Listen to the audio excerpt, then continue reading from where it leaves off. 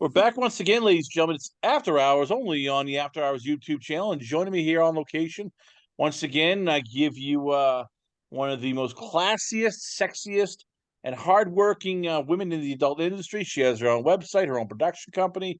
She has many vids, Instagram, she's still shooting. She's all over the place here. I give you the vivacious, the vixen, the very intelligent. I give you Peyton Hall. Peyton, new year, some new debauchery, some new tales. So what's in store here? Because now this website's just like running on a machine. It basically feeds itself. So for you, what's the next challenge? What's the next bucket list thing that you haven't done yet but you want to do? Oh my gosh, I don't know. I've done everything. It's hard to. What do I want to do now? I'm just been finding peace. I guess is what I've been doing. The balance. I guess it's my year of balance, and like when I finished my house, and then I've been trying to balance my energy. So just kind of like really going with the flow. That sounds kind of not super exciting to some people, but it's just way more happier, you know what I mean? So finding balance. Yeah. Um, so with everything I do, between, this stuff and anything else in my life. Yeah. So I feel like my energy's better because of that, like the balance thing. Does that make any sense? I don't know. Is that That makes perfect sense. So I was going to say, you mentioned the house. How big is that having your house as your own studio? Because you get to shoot from where you are, you get to host people where you are, and you get to use it as a tax write-off, especially in an industry where everything starts adding up. How nice is it having something where it's like, oh wow, I can use this for for shooting, for producing, for doing everything, and I get a tax break. This is pretty awesome. yeah, well that's a thought. I mean the biggest thing that makes it so easy for me at my house, like I've I've had Kyla Keys come out once since I had it so far with a person from here, and it was really nice to come out and do our shoot here. I guess the most convenient thing, it's just super convenient because like all my clothes are here, like everything, anything you want is like you didn't forget it. That's the one awesome thing about being, yeah. But then I forgot about the whole tax thing. You're right. I mean, you can't. I mean, and I also, besides this, I have another business that I've been using it for a tax write-off for years because I've always been self-employed. I really never had a job except maybe like a couple like server jobs, and then I had one job way back in the day where I was a receptionist at a car dealership. But I spent my whole life being this old, not having a real job. Is that crazy? Like, I think I take Hey, it for granted, stuff like that. You know. you're like a rock star, except you don't do the drugs and partying. And you're not looking going, oh crap, do I have like seven different kids or three different wives? I'm not sure. Maybe the eighth. I don't know. But so I've always wondered with you, how do you keep the energy? Because after a while, I'm guessing, you say this like you've never had a job, and after a while, though, everything gets old. I mean, I'm guessing, the sex is great, but there's probably times you look and go, I don't want to deal with this person. I don't want to deal with the paperwork. I don't want to deal with the testing. I hate being out the needles. I don't want to bend over for a swab. I don't want. I just want to, I can just retire. I mean, how do you keep the love when people don't get this about porn? It's a lot of bull crap that goes on behind the scenes we don't see. Well, yeah, it is a lot of bull crap. And like this last year, probably last year, it was a few weeks ago, and it probably was in 2000. I don't remember, but my bank account got closed from Bank of America uh, for this business. They closed it's a media company, and they closed it for whatever. They said they don't have to give me a reason. They just business decision on their part. So yeah, things like that, and like you're right, the testing, it can be a pain. That kind of stuff, the rules, the blockages, like the OnlyFans you have to do a certain way, or if they don't have an account, you have to do all these different things. It makes you sometimes feel like you just do want to get up and walk away because I do have other stuff to do. I mean, I could do that. I don't have to do this, but um, I guess what keeps me here is the fact that everybody's nice to me for the most part. I mean, occasionally I piss off somebody in the business, not like in the business so much, but or a fan or somebody. Occasionally you can't please everybody, like but for the most part, it's like you get so much good feedback from people that you don't get in the normal world. That the reason why I came was because I needed money quickly. The reason why I stayed through all the bullshit, why I bother, is because compared to anything else you do, people give you compliments all day and they're nice to you and they're saying nice things, and it's just a nicer environment and feeling, I guess. I don't know. I think, and then I do love the actual creativity in the craft. I'm filming some stuff Wednesday actually at the Webmaster Studio, and he has like a locker room in there. And so I started asking the co-talent, what sports do you do? Because I'm going to tell him wear one of his outfits or something, and I'll be in the locker room or whatever. I guess it gives me an outlet for like my overactive imagination that won't shut up. So I can like put it into like movies or whatever. I could do something with it, you know. I guess maybe it helps me stay sane.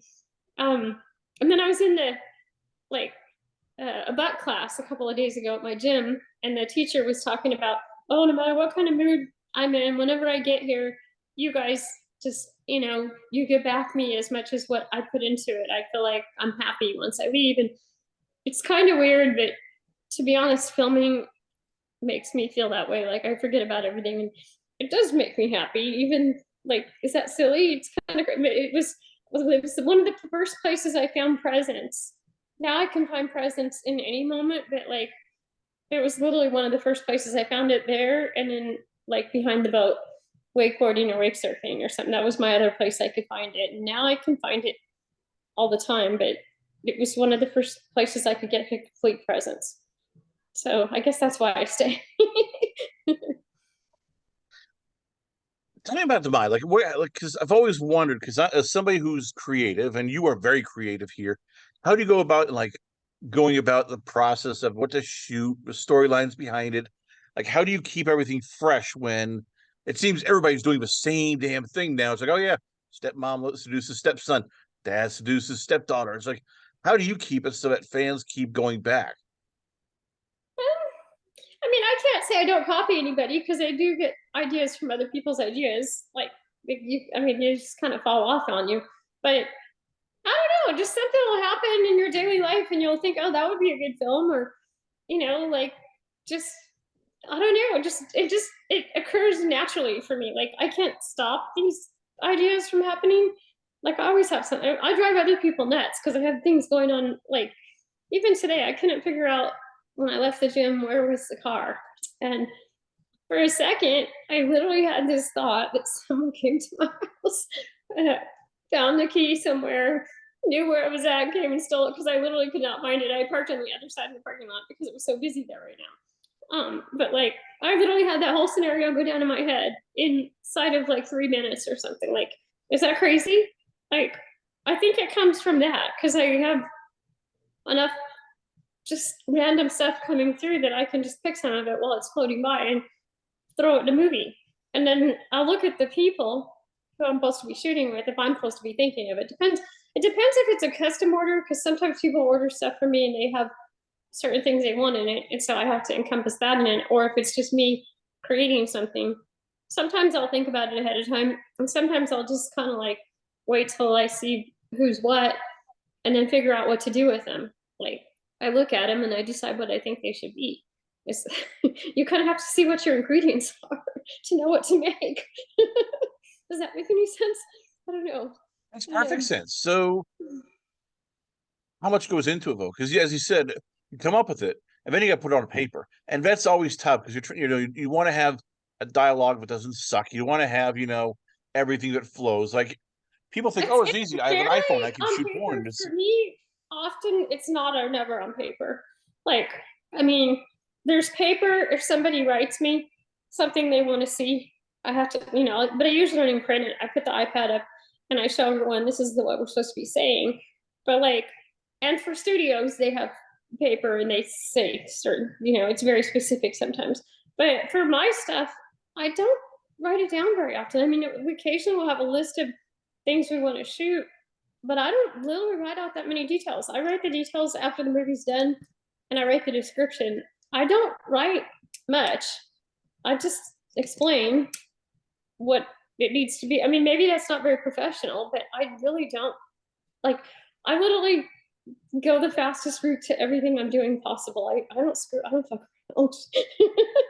Like I make a bad corporate person because I don't do all the steps of, I'm very bullet point, this, that, and then in what I'm like trying to shoot with people, like I just have a general concept or certain things, I want them to tell them to say this now, say this now. If you're doing something that is really complicated like that, like a custom, you break it down and you almost have to say one or two lines at a time and then go to the next step and stop with pauses in between.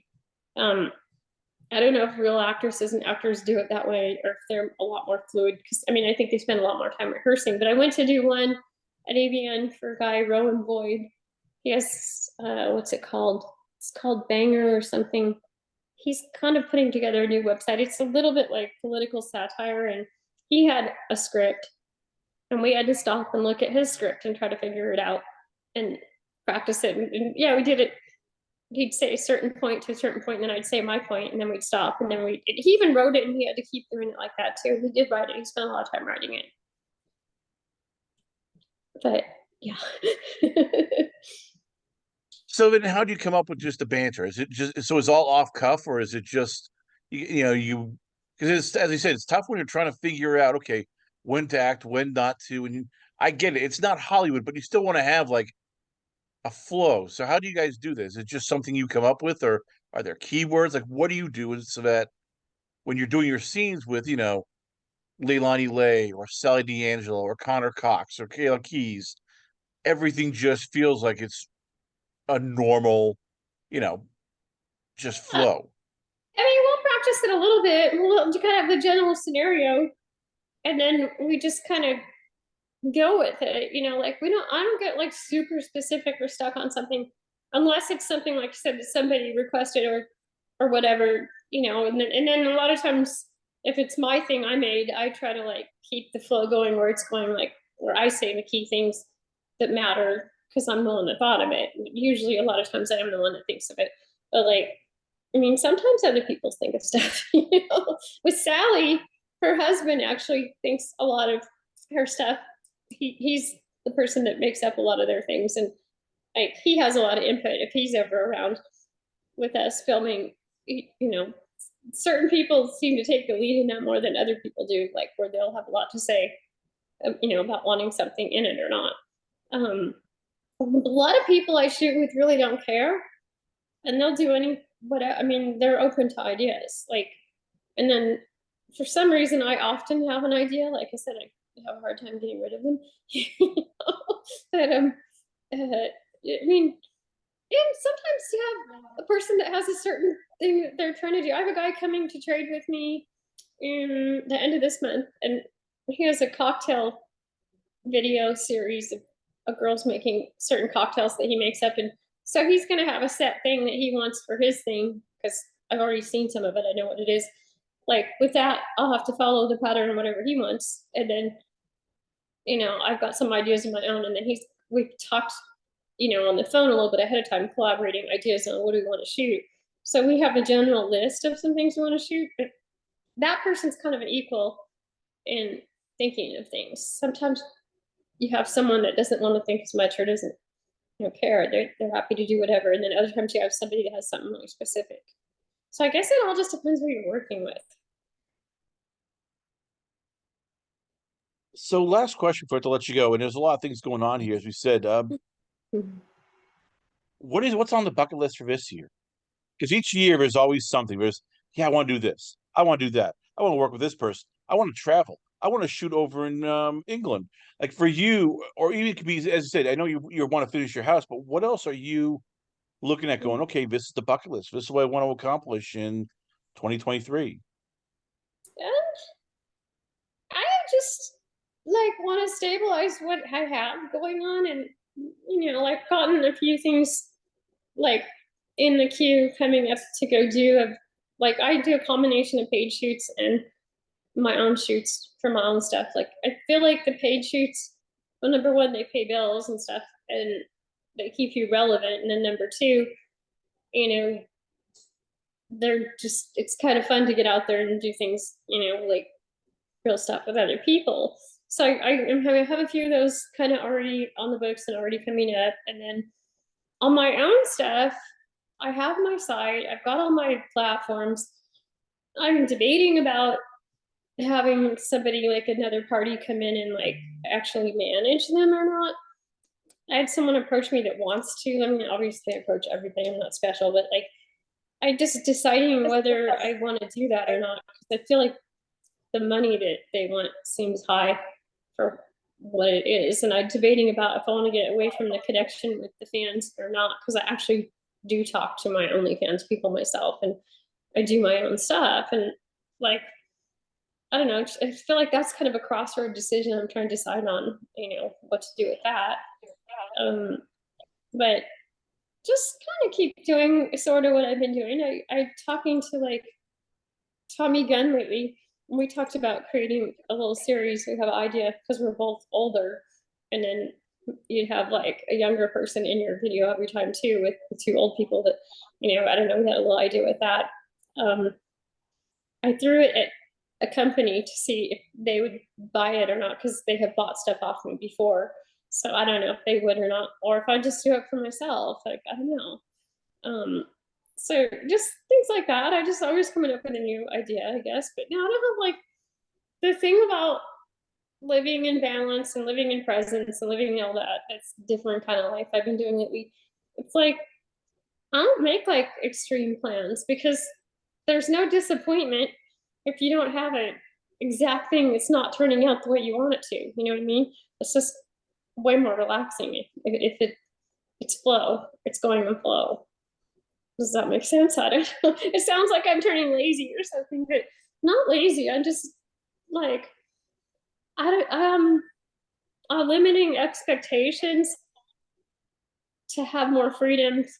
Expectations in any form don't really work in a general sense. So I've been releasing expectations. I don't know. I don't want to sound like I'm like I don't give a shit, but I do care. I just don't have like concrete expectations. I feel like it's just where I'm at right now. I don't know. There you have it, ladies and gentlemen.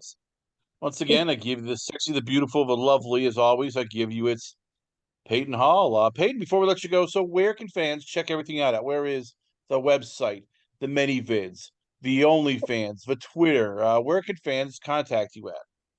Well, my Twitter's at Payton Hall Triple X. I recently, this last couple months, started Instagram, and it's Payton Hall TV on Instagram. And then I have my site that I've had forever is www.paytonhall or paytonhallxxx.com. And I do have many businesses under Payton Hall. I've got clips for sale. It's called Peyton's Place. I've got OnlyFans, and it's Payton Hall XXX. So it's all pretty much, you just put my name in and you're pretty much gonna find it. Yeah, and then I took my Pornhub channel over, so I have that. So that's pretty straightforward. Peyton Hall, ladies and gentlemen, once again, always on a pleasure. Have you on the show. We come back. Got a lot more going on. Only on. It's After Hours. Only on the After Hours YouTube channel.